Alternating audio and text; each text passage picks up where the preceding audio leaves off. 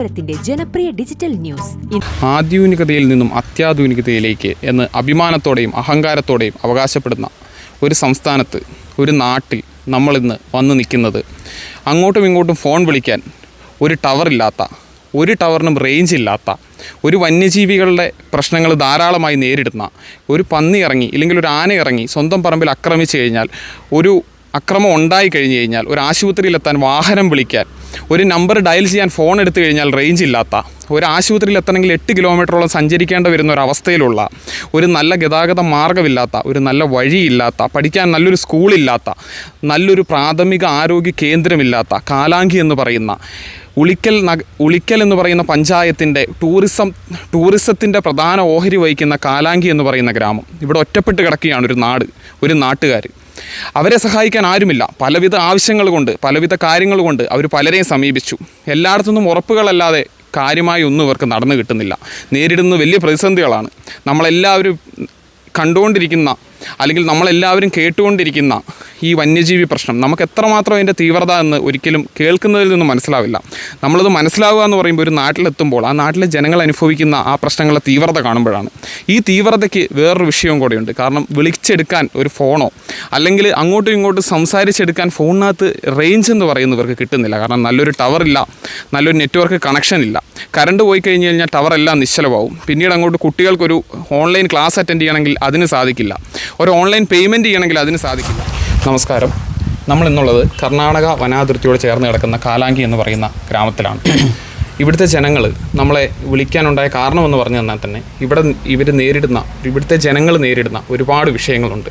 അതിൽ പ്രധാനമാണ് ഇപ്പോൾ വന്യജീവി പ്രശ്നം. വന്യജീവികളുടെ ആക്രമണം നിരന്തരമായി ഇവരുടെ കൃഷിയിടങ്ങളിലും, അതുപോലെ തന്നെ കൃഷി ചെയ്യുന്ന സമയത്ത് ഇവർക്കെതിരെ ഉണ്ടാകുന്നൊരു സാഹചര്യമുണ്ട്. അതുപോലെ തന്നെ ഇപ്പോൾ ഒരു വന്യജീവി പ്രശ്നം വരികയാണ്. ഇപ്പോൾ ഒരു അടുത്ത വീട്ടിലൊന്ന് വിളിച്ചറിയിക്കണം. ഒരു ടവർ പോലും നമുക്ക് ഈ കാലാങ്കിൽ കാണാൻ കിട്ടില്ല. ഒരു റേഞ്ച് ഇല്ലാത്ത അവസ്ഥ. ഇവർക്ക് ആരെയും ബന്ധപ്പെടാനോ ഒന്നും സാധിക്കുന്നില്ല.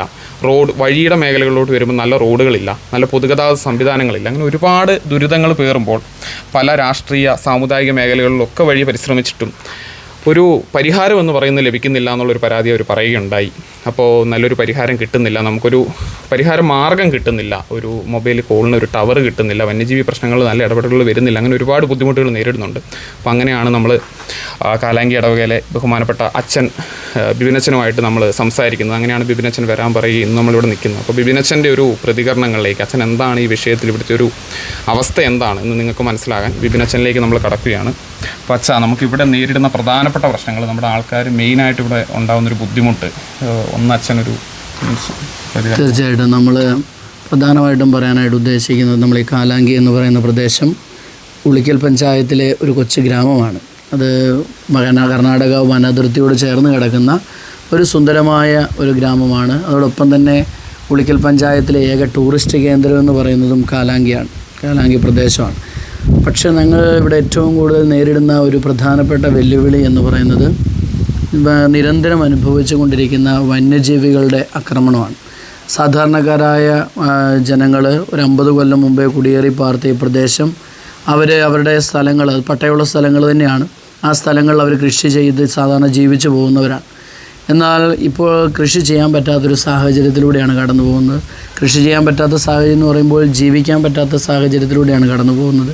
കാരണം എന്ത് കൃഷി ചെയ്താലും ആനയും പന്നിയും കടുവയും പോലുള്ള വന്യജീവികൾ വന്ന് ആക്രമിക്കുകയും അതിൻ്റെ ഫലമായിട്ട് ജീവിക്കാൻ പോലും പറ്റാതെ ആ നാട് വിട്ടു പോകേണ്ട ഒരു സാഹചര്യമൊക്കെ ഉരുത്തിരിഞ്ഞു വന്നിരിക്കുകയാണ്. ഈ ഒരു അവസരത്തിൽ നിസ്സഹായരായിരിക്കുന്ന ജനത്തിന് ആകെ സർക്കാരുകളോട് പറയാനായിട്ടുള്ളത് ഇതിനൊരു ശാശ്വതമായൊരു പരിഹാരം കണ്ടെത്തണം എന്നുള്ളത് തന്നെയാണ്. അതുപോലെ തന്നെ കാലാങ്കി നേരിടുന്ന മറ്റൊരു പ്രധാന വെല്ലുവിളി എന്ന് പറഞ്ഞാൽ ഈ വന്യജീവി ആക്രമണമുണ്ട്. അതുപോലെ തന്നെ ലാൻഡ് സ്ലൈഡിങ് പോലെ നമുക്ക് ഉരുൾപൊട്ടലുകൾ നടക്കുന്നൊരു സ്ഥലമാണ്. പക്ഷേ നമുക്കിതൊരു വിവരം മറ്റുള്ളവരെ അറിയിക്കണമെങ്കിൽ ഒരു ടവർ സംവിധാനം, നെറ്റ്വർക്ക് സംവിധാനം ഇവിടെ ഇല്ല എന്നുള്ളത്, അത് ഇത്രയും ഈ പോസ്റ്റ് മോഡേൺ യുഗത്തിൽ ടവറില്ലാത്ത ഒരു സ്ഥലം എന്ന് പറയുന്നത് നമുക്ക് ചിന്തിക്കാൻ പറ്റുന്നതിലും അപ്പുറമാണ്. അപ്പോൾ അതുകൊണ്ട് തന്നെ ഇവിടെ ഒരു ടവറിൻ്റെ ആവശ്യം വളരെ പ്രധാനപ്പെട്ടതാണ്. അതുപോലെ നമുക്ക് പ്രധാനമായിട്ടൊരു പ്രാഥമിക ആരോഗ്യ കേന്ദ്രം ഞങ്ങളുടെ നാട്ടിലില്ല എന്നുള്ളതും, അവിടെ ഇത്രയും ദൂരം, ഇവിടെ നിന്ന് കുറേ അധികം ദൂരത്തേക്ക് പോയാൽ മാത്രമേ പ്രാഥമിക ആരോഗ്യ കേന്ദ്രമുള്ളൂ. അതിൻ്റെ ഒരു വലിയൊരു വെല്ലുവിളി ഞങ്ങൾ നേരിടുന്നുണ്ട്. അതുപോലെ തന്നെ MGLCs എന്ന് പറയുന്നൊരു സ്കൂളുണ്ട്, ഏകാധ്യാപക വിദ്യാലയം. അതാണ് ഈ പ്രദേശത്തിൻ്റെ ഒരു LP സ്കൂളാണ് കുഞ്ഞുങ്ങൾക്കുള്ളൊരു ആശ്രയം എന്ന് പറയുന്നത്. ഇനി അതുതന്നെ സർക്കാർ പൂട്ടിയൊരു സാഹചര്യമാണുള്ളത്. ഇതിപ്പോൾ സ്റ്റേ ഒക്കെ കൊടുത്താണ് അത് തുടർന്നുകൊണ്ട് പോകുന്നത്. കേസ് കോടതിയിലാണ് ഇപ്പോൾ ഉള്ളത്. പക്ഷേ ഞങ്ങൾക്ക് ഇവിടുന്ന് 8 കിലോമീറ്റർ സഞ്ചരിച്ചാലേ വേറൊരു LP സ്കൂളിലേക്ക് എത്തിപ്പെടാനായിട്ട് സാധിക്കുള്ളൂ. അപ്പം മൊത്തത്തിൽ തന്നെ ഒരു പഠനത്തിൻ്റെ മേഖലയിൽ കുട്ടികൾക്കും വളരെയധികം ബുദ്ധിമുട്ട് നേരിടുന്ന ഒരു സാഹചര്യം ഈ പ്രദേശത്തുണ്ട്. അതുപോലെ വാഹന സൗകര്യം ഉളിക്കൽ പഞ്ചായത്തിലെ ഏക ടൂറിസ്റ്റ് കേന്ദ്രമാണെങ്കിലും നല്ല ഗതാഗത യോഗ്യമായ ഒരു റോഡ് ഞങ്ങൾക്ക് ഈ മലയോര പ്രദേശത്തേക്ക് ഇല്ല എന്നുള്ളത് അതും പ്രധാനപ്പെട്ട ഒരു പ്രശ്നമായിട്ട് നിൽക്കുകയാണ്. നിരവധി തവണ ഇവിടെ നിന്ന് പലവിധ അധികാരികളോട് ഇതൊക്കെ പറഞ്ഞുവെങ്കിലും അതിനൊരു പരിഹാരം കണ്ടെത്തുന്നതിൽ അവർ വിജയിച്ചിട്ടില്ല. അവർ പരാജയപ്പെടുകയാണ് ചെയ്തത് എന്നാണ് പറയാനായിട്ടുള്ളത്. അതുപോലെ തന്നെ ഇവിടെ നിന്ന് നിരവധി ആളുകൾ കുടിയേറ്റത്തിൻ്റെ ഭാഗമായിട്ട് തിരിച്ച് കുടിയിറക്കം സംഭവിച്ചുകൊണ്ടിരിക്കുന്നൊരു സാഹചര്യം. അത് മനഃപൂർവ്വം കുടിയിറങ്ങിപ്പോകാൻ വേണ്ടി ഗവൺമെൻറ്റുകൾ ചെയ്യുന്നതാണോ അതോ അവരെ കൊണ്ട് ചെയ്യാൻ സാധിക്കാത്തത് കൊണ്ടാണോ ഇതൊരു നിലനിൽക്കുന്ന ഈ പ്രശ്നമെന്ന് ഞങ്ങൾക്കറിയില്ല. അപ്പോൾ ഏതായാലും ഇതിലൊരു അധികാരികളുടെ കണ്ണ് ഈ ഒരു മേഖലയിലേക്ക് പ്രത്യേകിച്ച് ഉണ്ടാവണം എന്ന് ഈ നിമിഷം പറയാനായിട്ട് ആഗ്രഹിക്കുകയാണ്. അതുപോലെ തന്നെ ഈ ഉളിക്കൽ പോലുള്ള പ്രദേശങ്ങളിലെ ജനങ്ങൾ സുരക്ഷിതരായിട്ട് കഴിയാൻ കാരണം ഇവിടെ ഇറങ്ങുന്ന ആനകളെയൊക്കെ ഇവിടെയുള്ള സാധാരണക്കാരായ മനുഷ്യർ ഉറക്കം പോലും ഉപേക്ഷിച്ച് അവരതിനെ തിരിച്ച് കാട്ടിലേക്ക് ഓടിക്കുന്നത് കൊണ്ടും അതിനുവേണ്ടി ഉറക്കമൊഴിഞ്ഞ് അവരുടെ ജീവിതം തന്നെ മാറ്റിവെച്ച് ഇതിനുവേണ്ടി പ്രവർത്തിക്കുന്നുണ്ട്. നാളുകളിൽ ഇവരിവിടെ നിന്ന് ഇറങ്ങിപ്പോയി കഴിഞ്ഞാൽ ഇറങ്ങുന്ന ഭാഗമൊക്കെ വനമായിട്ട് മാറും. അങ്ങനെ വനമായിട്ട് മാറിക്കഴിഞ്ഞാൽ വന്യജീവികൾ പിന്നെയും താഴേക്ക് ഇറങ്ങി ഇപ്പോൾ ഇവരുടെ കാഴ്ചപ്പാടിൽ ജനവാസ യോഗ്യം എന്ന് പറയുന്നത് ഉളിക്കൽ ടൗണുകൾ മാത്രമേ ജനവാസ മേഖല എന്ന് പറയുന്നുള്ളൂ. ഇപ്പോൾ ആന ഉളിക്കൽ ഇറങ്ങുമ്പോൾ അതൊരു ജനവാസ മേഖലയായി, എന്നാൽ കാലാങ്കിൽ ഇറങ്ങുമ്പോൾ അതൊരു ജനവാസ മേഖലയാണെന്നൊരു തോന്നൽ അധികാരത്തിലുള്ളവർക്ക് ഇല്ല എന്നുള്ളതാണ് നമുക്ക് മനസ്സിലാക്കാൻ സാധിക്കും. അപ്പോൾ ഇതുപോലെ കൊച്ചു കുറേ നിരവധിയായിട്ടുള്ള പ്രശ്നങ്ങൾ നേരിടുന്നൊരു പ്രദേശമാണ് കാലാങ്കി. അപ്പോൾ ഇതിന് വേണ്ടൊരു പരിഹാരം ഇവിടുത്തെ അധികൃതർ ഞങ്ങൾക്ക് ഇവരുടെ ശ്രദ്ധ പരിഹാരത്തിലുണ്ടാവണമെന്ന് പറയാനായിട്ടാണ് ഈ നിമിഷം ഏറ്റവും കൂടുതൽ ആഗ്രഹിക്കുന്നത്. പക്ഷേ ഇപ്പം നിലവിലിവിടെ അതുപോലെ തന്നെ വേറൊരു കാര്യം പറയാനായിട്ടുള്ളത്, ഇവിടെ ഞങ്ങൾക്ക് 270-300ഓളം വീട്ടുകാരുണ്ടായിരുന്നു ഈ ഇടവകയ്ക്ക്. ഞങ്ങൾ പറയുന്നത് മറ്റ് ഹിന്ദുക്കൾ കുറച്ച് പേരുണ്ട്, ഹിന്ദു മതസ്ഥരുണ്ട്, അങ്ങനെ വേറെ കുറച്ച് പേരുണ്ട്. പക്ഷേ ഈ ഇടവകയ്ക്ക് ഒരു 10-300 വീട്ടുകാരുണ്ടായിരുന്നു. ഇപ്പോൾ ഒരു 197-198 വീട്ടുകാരേ ഉള്ളൂ. ബാക്കിയുള്ളവരൊക്കെ ഈ വന്യജീവികളുടെ പ്രശ്നം കൊണ്ട് ഇവിടുന്ന് ഇറങ്ങിപ്പോകേണ്ട ഒരു സാഹചര്യം വന്നിരിക്കുകയാണ്. അതുപോലെ തന്നെ മൊത്തത്തിൽ ഇപ്പോൾ ഇവിടെ ഒരു 100-400 വീട്ടുകാർ താമസിക്കുന്ന സ്ഥലമാണ്. എന്നാൽ അതിന് അനുയോജ്യമായ രീതിയിലുള്ളൊരു പ്രവർത്തനങ്ങളൊന്നും അധികാരികളുടെ ഇടയിൽ നിന്ന് വരുന്നില്ല എന്നുള്ളതാണ് വേറൊരു പ്രധാന പ്രശ്നമായിട്ട് പറയാനായിട്ട്. പക്ഷേ ഇപ്പോൾ ഇവിടുന്ന് ഇറങ്ങിപ്പോയവരുടെ ഒക്കെ സ്ഥലങ്ങൾ ഇവിടെ കാട് കയറി കിടക്കുവാണ്, അത് വിറ്റിട്ടാണോ പോകുന്നത്? അതിനെക്കുറിച്ചാണ് ഞാൻ തൊട്ട് മുമ്പ് പറഞ്ഞത്. നമ്മൾ ഇവിടുന്ന് ആൾക്കാർ ഇറങ്ങിപ്പോകുമ്പോൾ ആ പ്രദേശങ്ങളൊക്കെ ഇവിടെ വെറുതെ കിടക്കുകയാണ്. ഒരു പരിധി വരെ വെറുതെ കിടക്കുന്ന, അല്ലെങ്കിൽ വലിയ വലിയ ഭൂ ഉടമകൾ വന്ന് സ്ഥലം മേടിക്കുന്നു, അവർ തിരിഞ്ഞു നോക്കുന്നില്ല. തിരിഞ്ഞു നോക്കാത്തതിൻ്റെ ഭാഗമായിട്ട് സോളാർ വേലി പോലും പ്രോപ്പറായിട്ട് വർക്ക് ചെയ്യുന്നില്ല. കാരണം അവരവിടുത്തെ കാട് തെളിക്കുന്നില്ല. അത് കുറേ ഏക്കർ കണക്കിന് സ്ഥലങ്ങൾ ഈ വനമേഖലയിൽ അവർ മേടിച്ചിട്ടിരിക്കുകയാണ്. അപ്പോൾ അതുകൊണ്ട് തന്നെ അവരത് ക്ലിയർ ചെയ്യാത്തത് കൊണ്ട് തന്നെ സോളാറും പ്രോപ്പറായിട്ട് വർക്ക് ചെയ്യുന്നില്ല എന്നുള്ള പ്രശ്നങ്ങളും പ്രതിസന്ധികളും ഒക്കെ നമുക്ക് പറയാനുള്ളൊരു പ്രധാനപ്പെട്ട കാര്യമാണ്. അതുപോലെ തന്നെ ഇവിടുത്തെ പ്രധാന വരുമാന മാർഗം എന്നൊക്കെ പറയുന്നത് കശുമാവ്, അല്ലെങ്കിൽ എന്നാ പറയണ്ടേ, കൊച്ചു റബ്ബറൊക്കെ വെട്ടി ജീവിക്കുന്നവരൊക്കെയാണ്. അതുപോലെ ഈ കാച്ചിൽ, ചേമ്പ് ഇങ്ങനത്തെ വസ്തുക്കളൊക്കെ നട്ട് ജീവിക്കുന്നവരൊക്കെയാണ്. എന്നാൽ ഈ പറയുന്ന കശുമാവിൻ്റെ സീസൺ ആകുമ്പോഴത്തേക്ക് ആനയൊക്കെ ഇറങ്ങി വന്ന് കശുമാങ്ങയുടെ ആ പഴമെല്ലാം തിന്നുന്നതിൻ്റെ ഭാഗമായി ആ ചെടികളെല്ലാം തന്നെ നശിപ്പിക്കുകയാണ്. അതുപോലെ തന്നെ പന്നികളൊക്കെ ഇറങ്ങി വന്നാണെങ്കിലും ചേമ്പ്, കപ്പ ഒരു സാധനം നട്ടാലും കിട്ടാത്തൊരു സാഹചര്യങ്ങളൊക്കെ വരുന്നു. അങ്ങനെ ആകെ മൊത്തം ഒരു പ്രതിസന്ധിയിലൂടെ പോകുന്നൊരു സാഹചര്യമാണ് ഇപ്പോൾ അല്ലെങ്കിൽ പ്രദേശത്തേക്കുള്ളത്. അതാണ് അച്ഛൻ അതുപോലെ തന്നെ പറഞ്ഞു ഇവിടെ ഒരു മെഡിക്കൽ സെൻ്ററിൻ്റെ ആവശ്യമുണ്ട്. അപ്പോൾ നിലവിൽ ഇവിടെ ഒരു ആരോഗ്യ പ്രശ്നം ഉണ്ടായാൽ എത്ര ദൂരമോളം സഞ്ചരിക്കേണ്ടി വരും? നമുക്ക് ഇവിടെ നിന്നൊരു ആരോഗ്യ പ്രശ്നം വന്നു കഴിഞ്ഞാൽ ഇപ്പോൾ ഒരു 8-9 കിലോമീറ്ററോളം ഈ മോൾത്തട്ടിലുള്ളവർ 9-10 കിലോമീറ്ററിനടുത്തൊക്കെ സഞ്ചരിക്കേണ്ട ഒരു സാഹചര്യം ഉണ്ട് എന്നുള്ളതാണ്. ഒരു 8 കിലോമീറ്റർ വാഹനങ്ങൾ വിളിക്കണമെങ്കിൽ റേഞ്ചില്ല. ഒരു വന്യജീവികളുടെ അക്രമം സംഭവിച്ചാൽ ഒന്ന് അറിയിക്കണമെങ്കിൽ, പരസ്പരം അറിയിക്കണമെങ്കിൽ റേഞ്ചില്ല. അങ്ങനെയൊക്കെയുള്ള പ്രശ്നങ്ങളും പ്രതിസന്ധികളും ഇവിടെ നേരിടുന്നുണ്ട്. അപ്പം നമ്മളിപ്പോൾ കണ്ടത്, അച്ഛൻ്റെ വാക്കുകളിലൂടെ നമ്മൾ കേട്ടത് ഇവിടുത്തെ ജനങ്ങൾ നേരിട്ട് അനുഭവിക്കുന്ന ഒരവസ്ഥയാണ്. കാരണം നമുക്കെല്ലാവർക്കും അറിയാം, ഇത്രയേറെ കാലം പുരോഗമിച്ച് ഇത്രയേറെ മോഡേൺ യുഗം അല്ലെങ്കിൽ 3G യുഗം എന്ന് പറയുന്ന ഡിജിറ്റൽ ഇന്ത്യയിലാണ് നമ്മൾ ഈ കണ്ടുകൊണ്ടിരിക്കുന്ന എന്തവസ്ഥ. അതായത് ഒരു ടവർ പോലും ഇല്ലാണ്ട്, പരസ്പരം ഒരു കോൾ ചെയ്യാനുള്ള അവസരമില്ലാണ്ട്, സാധ്യതകളില്ലാതെ ജനങ്ങളുടെ കൂടുതൽ ബുദ്ധിമുട്ടുകൾ പങ്കുവെക്കാൻ ഇപ്പം നമ്മളോട് കൂടെ ഉള്ളത് കാലാങ്കി സൺഡേ സ്കൂളിലെ ഹെഡ് മാസ്റ്ററും അതുപോലെ പോസ്റ്റ്മാനുമായ തോമസ് സാറാണ്. അപ്പോൾ സാറിൻ്റെ വാക്കുകളിലേക്ക്. സാർ, ഇപ്പോൾ ഒരു കാലാങ്കിക്കാരൻ എന്ന നിലയിൽ കാലാങ്കിക്കാരിവിടെ നേരിടുന്ന പ്രശ്നങ്ങളെക്കുറിച്ച് ഒന്ന് ചുരുക്കി പറയുമായിരുന്നു. ഞങ്ങളിവിടെ നേരിടുന്ന ഏറ്റവും പ്രധാനപ്പെട്ട ഒരു കാര്യം ഞങ്ങളുടെ ടവറിന് അല്പം പോലും ഇത് കിട്ടില്ല, റേഞ്ച് കിട്ടുന്നില്ല. അതുകൊണ്ട് ഞങ്ങൾക്ക് ഇവിടെ നിത്യോപയോഗമായി പല കാര്യങ്ങളും വൈദ്യുതി പോയ ആ സെക്കൻഡിൽ തന്നെ ഇവിടുത്തെ ടവർ ഓഫായി പോകും. അതുപോലെ തന്നെ നമുക്ക് ഇപ്പോൾ നമ്മുടെ ഇപ്പോൾ ഈ ആധുനിക യുഗത്തിൽ ഇപ്പോൾ എല്ലാം ഈ മൊബൈലിലൂടെയാണ് ചെയ്യുന്നത്. നമുക്കൊരു പൈസ അയക്കണം അല്ലെങ്കിൽ ഇങ്ങോട്ട് നമുക്ക് മേടിക്കണം. നമ്മൾ കാലാങ്കി പോസ്റ്റ് ഓഫീസിൽ ഇങ്ങനെ ഈ ഓൺലൈനിലൂടെ എല്ലാ കാര്യങ്ങളും ചെയ്യുന്നതാണ്. അപ്പം നമ്മൾക്ക് ആ തന്നിരിക്കുന്ന മൊബൈലിലൂടെയാണ് ഞങ്ങൾ ഇതെല്ലാം ചെയ്യുന്നത്. പക്ഷേ ഇവിടെ റേഞ്ച് ഇല്ലാത്തതുകൊണ്ട് പല ദിവസങ്ങളും ആൾക്കാർ പൈസയ്ക്ക് വന്നിട്ട് മടങ്ങി പോവുക. നമുക്കിങ്ങനെ ഈ ഇതുപോലെ തന്നെ ഈ ആധാർ ലിങ്കിങ് ആയിട്ട് നമുക്ക് ചെയ്യാമല്ലോ. APS എന്ന് പറയും, ആധാർ എനേബിൾഡ് പേയ്മെൻറ്റ്. ഗ്രാമീണ ബാങ്ക് കിടക്കുന്ന പൈസ, ഫെഡറൽ ബാങ്ക് കിടക്കുന്ന പൈസ നമ്മൾ കൊറോണയുടെ സമയത്ത് കാലാങ്കി 2 ലക്ഷം 3 ലക്ഷം രൂപ വരെ വിത്ഡ്രോ ചെയ്യുമായിരുന്നു ആൾക്കാർ. അപ്പോൾ ഈ ടവർ ഇല്ലാത്തതുകൊണ്ട് ഇതൊന്നും ഇപ്പോൾ നടക്കുന്നില്ല ശരിക്കും പറഞ്ഞാൽ. പിന്നെ ഞങ്ങൾ ഇവിടെ നേരിടുന്ന ഏറ്റവും വലിയ വിഷയം ഈ വന്യമൃഗങ്ങളുടെ ശല്യമാണ്. കാലാങ്കിയിൽ ഇത്രയും കഷ്ടപ്പെട്ട് 10ഉം 60ഉം വർഷമായി കുടിയേറിയ ഈ ആൾക്കാർ ഞങ്ങളുടെ വീട് പറമ്പിൽ നിൽക്കുന്ന കശുവണ്ടിയും അതെല്ലാം ആനയും അതുപോലെ തന്നെ കാട്ടുപന്നിയും മുള്ളംപന്നിയെല്ലാം നശിപ്പിക്കുന്നൊരവസ്ഥയാണ്. ഇങ്ങനെ നമ്മൾ പോവുകയാണെങ്കിൽ ഇതെല്ലാം ഇട്ടെറിഞ്ഞ് ഇവിടുന്ന് ആൾക്കാർ ഇറങ്ങാൻ തുടങ്ങി. പക്ഷേ എങ്കിൽ പോലും എങ്ങനെ ഇവിടുന്ന് പോകാൻ പറ്റും ഇങ്ങനെ സ്ഥലമുള്ളവരെ സംബന്ധിച്ചൊന്നും പറയാൻ പറ്റത്തില്ല. ഗവൺമെൻറ്റിൻ്റെ ഭാഗത്തുനിന്ന് ഗവൺമെൻറ്റിൻ്റെ സ്വന്തമായ ഈ വന്യമൃഗങ്ങളെ സംരക്ഷിക്കാൻ ഗവൺമെൻറ് ഒത്തിരി ചെയ്യുന്നുണ്ടെങ്കിൽ പോലും ഫലവത്താകുന്നില്ല ഇതൊന്നും. പിന്നെ ഞങ്ങളെ ഏറ്റവും പ്രധാനപ്പെട്ടത് ഗതാഗത പ്രശ്നമാണ്. നിങ്ങൾ പുറമേ നിന്ന് വരുന്നത് ശ്രദ്ധിച്ചാൽ മനസ്സിലാക്കാൻ പറ്റും. ഒരു വണ്ടി വന്നാൽ വേറൊരു വണ്ടിക്ക് സൈഡ് കൊടുക്കാൻ പോലും വീതിയില്ല. പണ്ടെന്ന് പറഞ്ഞാൽ നമുക്ക് ഈ റോഡൊക്കെ മതിയായിരുന്നു, അന്ന് അതുപോലത്തെ വണ്ടികളായിരുന്നു. ഇപ്പോഴ് പറയുവാണെങ്കിൽ നമുക്കൊന്ന് യാത്ര ചെയ്യണമെങ്കിൽ ഒരു കാറ് പോന്നാൽ അതിൻ്റെ സൈഡിൽ കൂടെ ഒരു ബൈക്കിന് വിടാൻ പറ്റത്തില്ല. ഞങ്ങൾക്ക് കാൽനട യാത്രക്കാരെന്ന വഴിയുടെ സൈഡിൽ കൂടെ നടക്കാൻ പോലും പറ്റത്തില്ല. അത്രയും വീതി കുറഞ്ഞ റോഡുകളാണ്. ഗവൺമെൻറ്റുകൾ പറയുന്നുണ്ട് ഇപ്പോൾ കറണ്ട് ഇറങ്ങി ചെയ്യും, റോഡ് വീതി കൂട്ടും എന്നൊക്കെ പറയുന്നുണ്ട്. ഈ അടുത്ത കാലത്ത് പൈപ്പ് ലൈൻ വന്നപ്പോൾ അതിൻ്റെയും കൂടെ മണ്ണ് മാറ്റി കഴിയുമ്പോൾ ഒട്ടും നടക്കാൻ മേലാത്ത അവസ്ഥയായി. ഇപ്പോഴും ഗവൺമെൻറ് MLA ആണെങ്കിലൊക്കെ ഞങ്ങൾ ഈ വിഷയം പറയുമ്പോൾ സാറ് പറയുന്നത് ചെയ്തു തരാമെന്ന് പറയുന്നുണ്ട്. പക്ഷേ ഫണ്ടില്ല, അങ്ങനെയാണ് പറയുക. പിന്നെ ഒരു പരിധിവരെ നമുക്ക് ഒത്തിരി സന്തോഷം തോന്നുന്ന കാര്യം, ഉളിക്കൽ ഗ്രാമപഞ്ചായത്ത് ഒത്തിരി ചെയ്തു. ഈ ഗ്രാമപ്രദേശങ്ങളിൽ എല്ലാ മലയിലും എങ്ങനെയെങ്കിലും ഒരു വണ്ടി എത്തുന്ന രീതിയിൽ റോഡ് പണിതിട്ടുണ്ട്. അങ്ങനെയാണ് ഇവിടെ. അതുകൊണ്ട് നമുക്ക് ഏറ്റവും പ്രാഥമികമായി ഈ 3 കാര്യങ്ങളാണ്: ടവറിൻ്റെ പ്രശ്നം, അതുപോലെ തന്നെ വന്യമൃഗങ്ങൾ, അതുപോലെ റോഡ്. ഈ കാര്യങ്ങൾ ഉളിക്കലിലെ ഒരു ടൂറിസം സ്പോട്ടും കൂടെയാണല്ലോ ശരിക്കും. അപ്പോൾ ഈ ഇവരൊക്കെ വരുമ്പോൾ, അതായത് നമ്മുടെ പുറത്തുനിന്നുള്ള സഞ്ചാരികൾ വരുമ്പോൾ അവർക്കൊരു ഗൂഗിൾ പേ, ഫോൺ പേ പോലുള്ള സൗകര്യങ്ങൾ ഉപയോഗിച്ചൊരു പേയ്മെൻറ്റ് നടത്താൻ സാധിക്കുമോ ശരിക്കും പറഞ്ഞാൽ? നമ്മുടെ ഇവിടെ ഇവർ കടയിൽ കയറിയാൽ പോലും അതിനുള്ള ബുദ്ധിമുട്ടുകളുണ്ടാവും. ഇവിടെയുണ്ട്, ഫോൺ പേ ഉണ്ടല്ലോ. നമ്മൾ പോസ്റ്റ് ഓഫീസിൻ്റെ തന്നെ കൊടുത്തിട്ടുണ്ട്. നമ്മൾ എല്ലാ കടകളിലും തന്നെ പൈസ റേഞ്ച് ഉണ്ടാവും. ചില സമയത്ത് കിട്ടത്തില്ല. ഇതാണ് ഈ വിഷയം. ആൾക്കാർ ചായ കുടിച്ചിട്ടും അതുപോലെ വെള്ളം മേടിച്ചിട്ടൊക്കെ ഇങ്ങനെ ഇപ്പോൾ എല്ലാവരും അങ്ങനെയാണല്ലോ ചെയ്യുന്നത്. അപ്പോൾ അവർ മിക്കപ്പോഴും ഉണ്ട്, പ്രവർത്തിക്കും. പക്ഷേ ഇല്ലാത്ത സമയങ്ങളുണ്ട്. കറണ്ട് ഉണ്ടെങ്കിൽ ടവറുണ്ട്. ഒരു മഴയോ ഇടിയോ വന്നു കഴിഞ്ഞാൽ ഇതെല്ലാം ഓഫായി. കുട്ടികൾക്കാണെങ്കിൽ ഒരു ഓൺലൈൻ ക്ലാസ് ഒക്കെ കൂടണമെന്നുണ്ടെങ്കിൽ ഒരു സൗകര്യങ്ങൾ വിഷമോ. പിന്നെ ഇപ്പോഴും നമ്മളെല്ലാവരും ചെയ്യുന്നത് നമ്മൾ ഇവരുടെ ഈ കേരള വിഷൻ്റെ ഒക്കെ ഇത് എടുത്തിട്ടാണ് എല്ലാവരും പഠിക്കുന്നതൊക്കെ. ഒരു അറിയിപ്പുകൾ പോലും കൊടുക്കും. ഒരു ആശുപത്രി പോകേണ്ട ഒരു ആവശ്യം, ഒരു വണ്ടിക്കാരനെ വിളിക്കാൻ പോലും പറ്റുകയില്ലാത്തൊരു സാഹചര്യം. ടവർ ഓഫായി കഴിഞ്ഞാൽ ഒന്നും ചെയ്യാൻ പറ്റത്തില്ല. ശരിക്കും ഗ്രാമം ഒറ്റപ്പെട്ടു. വ്യക്തികൾ അങ്ങോട്ടും എന്തെങ്കിലും ഒരു പരിഹാര മാർഗം എന്ന നിലയിൽ എന്തെങ്കിലും സാറിന് പറയാനുണ്ടോ?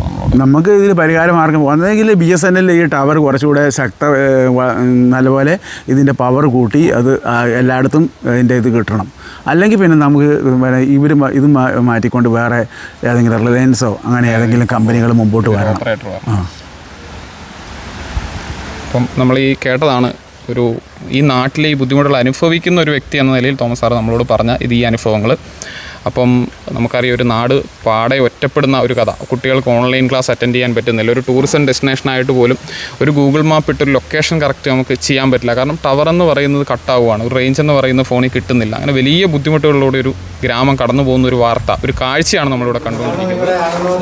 ചേട്ടാ, നമ്മൾ ഇവിടെ ഇപ്പോൾ അച്ഛൻ നമ്മളോട് പറയുകയുണ്ടായി കുറേ പ്രശ്നങ്ങളുണ്ട്. അതായത് മൊബൈലിന് റേഞ്ച് കിട്ടുന്നില്ല, വന്യജീവികളുടെ പ്രശ്നമുണ്ട്, നല്ലൊരു ഹോസ്പിറ്റലില്ല, ഒരു പഠിക്കാൻ നല്ലൊരു സ്കൂളില്ല, അങ്ങനെ ഒരുപാട് പ്രശ്നങ്ങളിലാണ് ഇപ്പോൾ കാലാങ്കിക്കാർ കടന്നു പോകുന്നതെന്ന് അച്ഛൻ നമ്മളോട് പറയുകയുണ്ടായി. അപ്പോൾ നമ്മൾ എന്താണ് ഇവിടുത്തെ ഒരു അവസ്ഥ എന്നൊക്കെ ഒന്ന് അറിയാൻ വേണ്ടി ആണല്ലേ? വന്യമൃഗത്തിന് ശല്യം കൊണ്ട് ഒരു തരത്തിലും ജീവിക്കാൻ പറ്റുന്നില്ല. ഇവിടെയൊക്കെ ആന വരുന്നത് തൊട്ട് മോള് വരെ. അപ്പോൾ ഒരു ശരിക്കും പറയാം റബ്ബർ വെട്ടാന്ന് രാവിലെ ഇറങ്ങാൻ പേടിക്കണം. കശുവണ്ടി പെറുക്കൊണ്ടിരിക്കുമ്പോഴത്തേക്കും ഓടിച്ചിട്ട് അവന്റെ കൈയും കാലും മുട്ടെല്ലാം പൊട്ടി പോയി. ഈ അടുത്ത് തന്നെ ഈ കഴിഞ്ഞ ആഴ്ച മുകളില് പന്നിയോ ആനയോ? പന്നി പന്നി. പന്നി ഓടിക്കുന്നത് എല്ലാ വക മൃഗങ്ങളും ശല്യം കൊണ്ട് കൃഷി ചെയ്യാൻ പറ്റില്ല. ഞങ്ങളൊക്കെ കൃഷിപ്പണിയെടുത്ത് ജീവിക്കുന്നതാണ്. കൃഷി ചെയ്യാനൊരു മാർഗ്ഗമില്ലെന്ന്. രക്ഷയില്ല. പുറമേ സാധനം മേടിക്കണേ കൃഷി എടുത്തിട്ട് ഉണ്ടാക്കിയിട്ട് വേണ്ടേ എല്ലാം കിട്ടാം. ഒന്നാമത് കൊടുക്കുന്ന സാധനത്തിന് വിലയില്ല. കൃഷി ചെയ്താൽ ഉണ്ടാകുന്ന സ്ഥലങ്ങളാണ് നല്ല ഫലഭൂഷ്ടമായ. പകുതി ആരെയും പന്നിയൊക്കെ ആയിട്ട് ഉൽപാദനം ചെയ്യാൻ വഴിയില്ലല്ലേ? നമുക്ക് കപ്പ കേട്ടുന്നത് കേൾക്കാൻ സമ്മതിക്കാമല്ലോ. നമുക്ക് എന്തെങ്കിലും ഒരു സപ്പോർട്ട് വരുന്നുണ്ടോ പഞ്ചായത്തിന്റെ ഭാഗത്തുനിന്നൊക്കെ സഹായം? സപ്പോർട്ട് വേലി ഒക്കെ അതിലേക്ക് ഉണ്ട്. പക്ഷേ ഗവൺമെന്റ് തലത്തിൽ നിന്ന് ഒരു യാതൊരു ആനുകൂല്യങ്ങളും വരുന്നില്ല അല്ലേ? ശരിക്കും കഴിഞ്ഞ കൊല്ലം കയറിയിട്ട് ആന പറിച്ചിട്ട് പോയിട്ട് ഒരു ഫോട്ടോയും ഒക്കെ എടുത്ത് അപേക്ഷയൊക്കെ വാങ്ങിച്ചു വെച്ചു. അതിന്റെ യാതൊരു വിവരവും ഇല്ല. ഒരു നഷ്ടപരിഹാരം ഒന്നും ഇതുവരെ കിട്ടുന്നില്ല. ഒരു നഷ്ടപരിഹാരം പൈസ മുടക്കി നഷ്ടപരിഹാരത്തിന് അപേക്ഷ വെച്ചത് തന്നെ നഷ്ടമായി. അത് തന്നെ നഷ്ടമായി എന്നുള്ളൊരവസ്ഥയിലാണല്ലോ കാര്യങ്ങളുള്ളത്. അപ്പോൾ അവർ വന്ന് നോക്കി അന്വേഷിക്കുകയൊക്കെ ചെയ്യും. വേറൊരു കാര്യമില്ല. അതേപോലെ സ്കൂള് ഞങ്ങൾക്ക് ഏക മാർക്ക് അതാ. ആകെ ഒരു ഗവൺമെൻറ് സ്കൂളിൻ്റെ അപ്രൂവ്ഡ് കിട്ടിയ പിന്നെ ഒരു പിന്നെ പോളിംഗ് ബൂത്ത് ഇവിടെ അനുവദിച്ചത് തന്നെ. അതുള്ളത് കൊണ്ടാണ് എപ്പോഴും ബൂത്ത് ഉള്ളത്. അതിനുവേണ്ടി ഹൈക്കോടതിയിലാണ് സ്റ്റേ കൊടുത്തിട്ടേക്കും. ഇതുവരെ ഒരു തീരുമാനമായിട്ടില്ല. അത് മാസം തുടങ്ങി അവധി വെച്ച്. അപ്പോൾ ഇവിടുന്ന് ഇപ്പോൾ ഈ സ്കൂളിൽ പോയാൽ ഇനിയിപ്പോൾ നമുക്ക് എന്താ ഒരു മാർഗമുള്ളത്? 6 കിലോമീറ്റർ പോകണം. 6 കിലോമീറ്റർ കുട്ടികൾ ഇവിടുന്ന് പോകണമല്ലേ? ഈ പൊതുഗതാഗത സൗകര്യം ഉണ്ടോ? KSRTC bus? KSRTC ഉണ്ടായിരുന്നുകൊണ്ട് അവർക്ക് ഈ പിന്നെ തൊഴിലിൻ്റെ രീതി വന്നപ്പം 1:30 മണി ആയിരുന്നു അവർക്ക് കിട്ടിക്കൊണ്ടിരുന്നത്. 6:15 ഇവിടെ വന്നിട്ട് 8 മണിക്ക് ഡിപ്പോയിൽ ചെല്ലുന്ന ഒരു വണ്ടി ഉണ്ടായിരുന്നു. നല്ല ആളും ഉണ്ടായിരുന്നു. അപ്പോൾ തൊഴിലിൻ്റെ പരിധിപ്പം അവർക്ക് 6 മണിക്ക് ഡിപ്പോയിൽ വണ്ടി കൊണ്ടു വെച്ച് അവിടെ ഇരിപ്പുണ്ട്. ഇങ്ങോട്ട് വരുന്നില്ല. ഞങ്ങൾ MLAയും കൂട്ടി 100 പ്രാവശ്യം ഡിപ്പോയിൽ പോയി, അച്ഛനെയും കൂട്ടി എല്ലാം പോയി അപേക്ഷയെല്ലാം കൊടുത്തു. ഇപ്പോൾ കൊണ്ടുവരാൻ വിടാമെന്ന് വരിക. എല്ലാ തരത്തിലും ഞങ്ങൾ സർവ്വ വഴി അടഞ്ഞു നിൽക്കുന്ന ഒരു അവസ്ഥയാണ്. മൊത്തത്തിൽ ജീവിക്കാൻ ഒരു വഴിയുമില്ല, വരുമാനവും ഇല്ല. ദ്വീപെന്ന് പറഞ്ഞാൽ മലകളാൽ ചുറ്റപ്പെട്ട ഒരു മേഖലയാണ്. ഒരു ടൂറിസം മേഖലയും കൂടെയാണല്ലേ? ടൂറിസം മേഖലയാണ് ഒരു സൈഡ്. കർണാടക പോർഷാണ് അതിർത്തി. അത്രമേൽ ബുദ്ധിമുട്ടുകളിലാണ് ആൾക്കാർ പൊക്കോണ്ട്. വരുമാനം വേറെ എന്തെങ്കിലും ഉണ്ടോ? കൃഷി ആകെ ഉള്ളത് വരുമാനം മാത്രമേ ഉള്ളൂ. സർക്കാർ ജീവനക്കാരുമില്ല. അതാണ് ഒന്നാമത്തെ കാര്യം. സർക്കാർ ഇവിടെ നിന്ന് ഇപ്പൊ എല്ലാവരും ഇറങ്ങി പോകാനുള്ള ശ്രമങ്ങളിലായിരിക്കും അല്ലേ? എങ്ങനെ ഇറങ്ങി പോകും? എങ്ങനെ എന്തെങ്കിലും ജീവിതമാർഗം ഉണ്ടെങ്കിൽ ഇറങ്ങി ആരും വീട്ടിലല്ല പോകുന്നത്.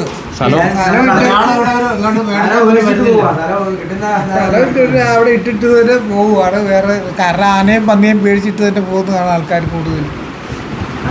ടവറില്ല, റേഞ്ച് തീരെയും കിട്ടാനില്ല. ഒരു പിള്ളേർക്കൊക്കെ ഓൺലൈനിൽ ഒന്ന് ഒരു ക്ലാസ് കൂടണം, ഒരു വഴിയില്ലാത്തൊരു